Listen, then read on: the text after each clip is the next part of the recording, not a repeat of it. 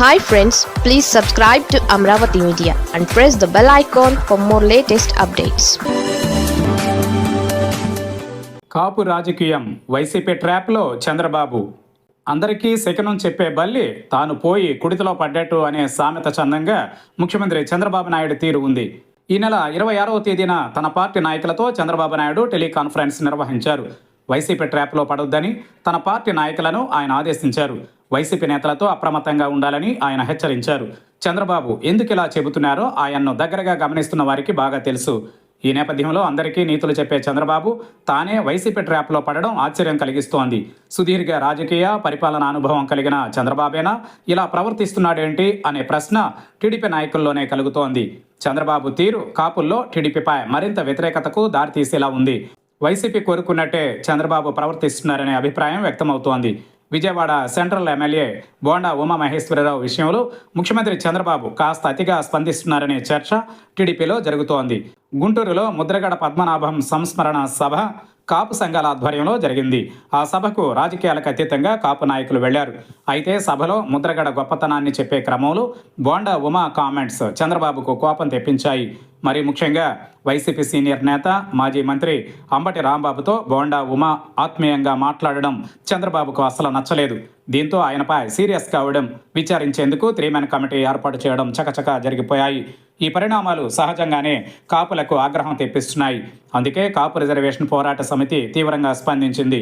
ఈ మేరకు చంద్రబాబుకు బహిరంగ లేఖను కేఆర్పీఎస్ రాష్ట్ర గౌరవ చైర్మన్ దాసరి రాము, చైర్మన్ కాజా సత్యనారాయణ, వర్కింగ్ చైర్మన్ మాసాబత్తుల శ్రీనివాస్, రాష్ట్ర కన్వీనర్ రావి శ్రీనివాస్ విడుదల చేశారు. ఈ లేఖలో ఘాటు వ్యాఖ్యలు చేశారు.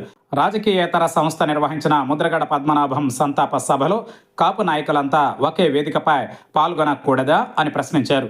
రాష్ట్రంలో ఎలాగూ కాపులకు రక్షణ లేదని, కనీసం సంతాప సభకు వెళ్లే స్వేచ్ఛ కూడా లేదా అని వారు నిలదీశారు. టీడీపీ కాపు నాయకుల మనస్సుల్లో ఏముందో ఈ 2 మాటలు చాలు అర్థం చేసుకోవడానికి. ఎవరైతే విచారణ ఎదుర్కోవడానికి సిద్ధమవుతున్నారో ఆయనే తాను అన్ని నిజాలే మాట్లాడానని కుండబద్దలు కొట్టినట్టు చెప్పారు. 3-man కమిటీ ముందు కూడా ఇవే విషయాల్ని చెబుతానని బోండా ఉమా స్పష్టం చేశారు. 2 ఏళ్ల కూటమి పాలనలో తీవ్ర అన్యాయానికి, అణచివేతకు గురవుతున్నామన్న ఆవేదనలో కాపులున్నారు. ఇలాంటి పరిస్థితిలో పుండి మీద కారం చల్లిన చందంగా మాజీ మంత్రి అంబటి రాంబాబుతో మాట్లాడారనే కారణంతో బోండా ఉమకు నోటీస్ ఇవ్వడం, వివరణ ఇవ్వాలని ఆదేశించడం ముమ్మాటికి వైసీపీ ట్రాప్లో పడడం తప్ప మరొకటి కాదనే చర్చ విస్తృతంగా సాగుతోంది. బోండా ఉమతో ఎందుకు మాట్లాడావని మాజీ మంత్రి అంబటి రాంబాబును వైఎస్ జగన్ అడగలేదు. అంబటిపై ఆగ్రహం వ్యక్తం చేయలేదు. మరెందుకని చంద్రబాబుకు కోపగించుకోవాలనే ఆలోచన వచ్చిందో ఆయనకే తెలియాలి. ఇదే సందర్భంలో ముద్రగడ సంతాప సభలో ఎందుకు పాల్గొంటున్నారని తమ పార్టీ నాయకుల్ని ఉప ముఖ్యమంత్రి పవన్ కళ్యాణ్ ప్రశ్నించలేదు. కానీ చంద్రబాబుకు ఎవరిపై ఎందుకని కోపం అనే ప్రశ్నకు సమాధానం దొరకాల్సి ఉంది. కాపులపై అక్కస్సుతోనే చంద్రబాబు తీవ్రంగా స్పందిస్తున్నారనే సంకేతం జనాల్లోకి వెళ్ళింది. ఈ సమయంలో ఇలాంటి పరిస్థితిని కొని తెచ్చుకోవడం చంద్రబాబుకు అవసరమా అనే ప్రశ్న ఎదురవుతోంది. ఎందుకో గానీ చంద్రబాబు బ్యాలెన్స్ తప్పుతున్నారనే అభిప్రాయానికి బలం కలిగించేలా ఆయన తీరు ఉంటోంది. కాపు నాయకుడు, సొంత పార్టీ ఎమ్మెల్యే బోండా విషయంలో టీడీపీలో సాగుతున్న పరిణామాలపై వైసీపీ చాలా సంతోషంగా ఉంటోంది. ఒక్క దెబ్బకు 2 పిట్టలన్న సామెత చందంగా తన ప్రమేయం లేకుండానే కాపుల్లో టీడీపీపై తీవ్ర వ్యతిరేకత, అలాగే వైసీపీకి సానుకూలంగా కాపులు ఆలోచించే పరిస్థితి ఏర్పడిందని ఆ పార్టీ నాయకులు అంటున్నారు.